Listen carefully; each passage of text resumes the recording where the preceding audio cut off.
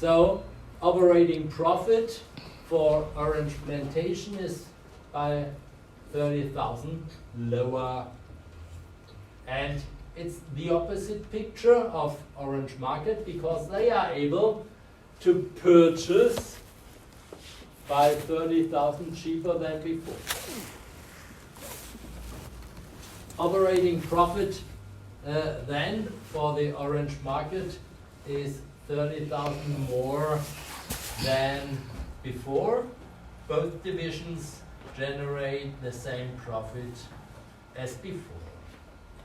And the question is, what is better? I mean, it's obvious that the higher transfer price is favorable for plantation. And it's just the opposite for the market. But what should the company do? They need to make regulations for transfer pricing. Or the, yes, Max? I feel like that it's sort of last resort, so the orange market should perform better than the plantation because it's like the last stop in the process chain. Because they are the last ones, they should perform better? I would say so. Why? Well, we have the production, then the selling part. The production is like internal stuff belonging to the company, and therefore the purpose is to provide the oranges for the market, and therefore I would say we should have a good market performance instead of the plantation. Okay. If you translate that idea to an automotive manufacturer, you would say sales companies should always be more profitable than the manufacturer. It's just a translation. Yes. This could be a long discussion. On the one hand, when we talk about automotives, I mean, we're not only selling to internal companies or internal sellers, but also we want to maybe sell to external other car companies. So yeah, on that regard, it's also good to have like good performing production side. Okay, so it's quite arbitrary from my perspective to say production should perform better than selling also, but other ideas. Yes, please. If we take taxes into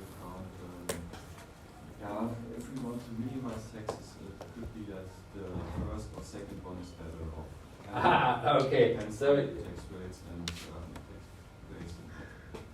so you would say use the transfer price which generates the lowest tax rates for the whole company. Yeah, but if we are in the same tax regulation, so there is no difference tax-wise.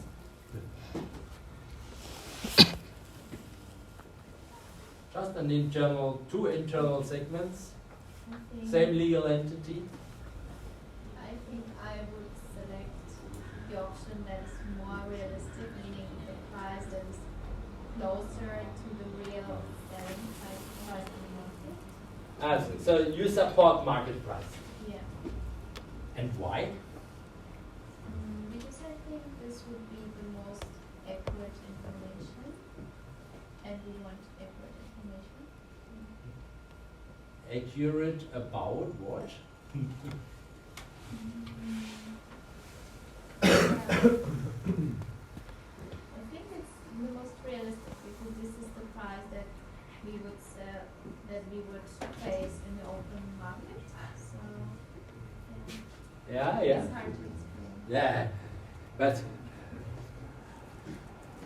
I can fully understand your rationale. Anything else? Yeah, this is what I'd like to show you right now. A market-based transfer price supports goal congruence because,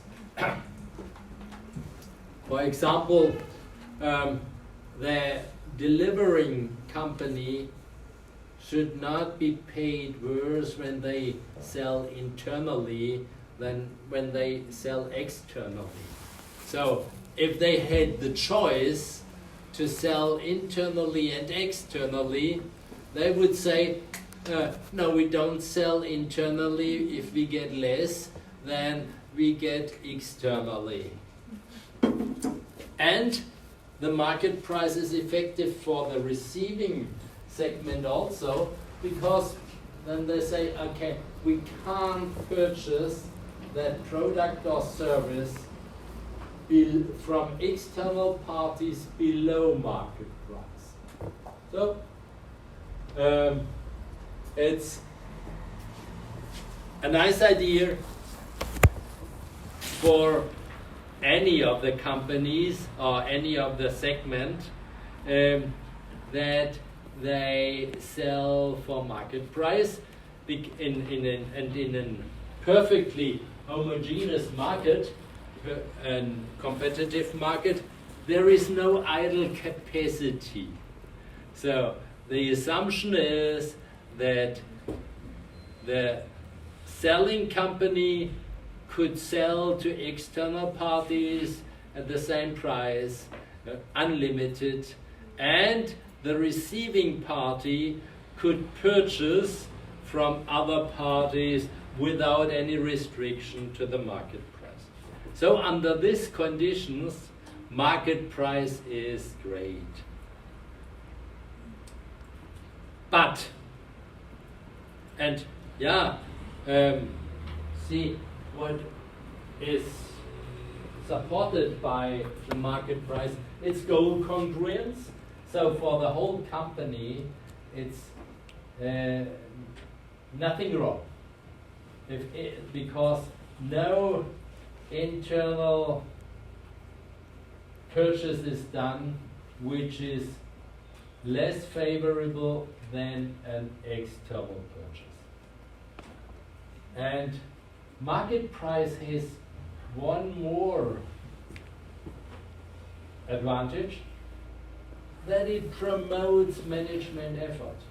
So if the delivering company is able to reduce cost, they will increase their margin if they get market price. If the price is based on cost reduction are not favorable for them anymore. So they might not be incentivized to reduce cost. And the same with regards to performance measurement. If we have market prices, it's good to measure, it's a good basis for performance measurement. And again, if you have market prices for internal transactions, you could even oblige some companies to deliver internally or to purchase internally, because they get the same as they would for external. So it supports also the autonomy for the segments.